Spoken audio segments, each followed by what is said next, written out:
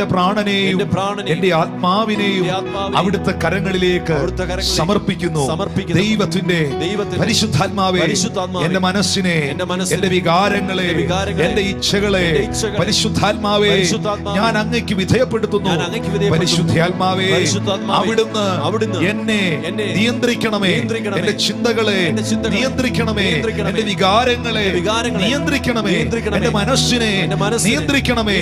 ആ കരങ്ങൾ ചെവിയിലോട്ട് വെച്ച് പറഞ്ഞേ, ഞാൻ ഇന്ന് കേൾക്കുന്ന ദൈവത്തിന്റെ വചനം എന്റെ ആത്മാവിനും എന്റെ ശരീരത്തിനും എന്റെ പ്രാണനും ഒരുപോലെ വിടുതലിന് കാരണമാകും. ആ ബൈബിൾ കയ്യിലുണ്ടെങ്കിൽ ഒന്ന് എടുത്തു പറഞ്ഞേ, ഈ മാറ്റമില്ലാത്ത ദൈവവചനത്തിൽ പൂർണ്ണമായും ഞാൻ വിശ്വസിക്കുന്നു.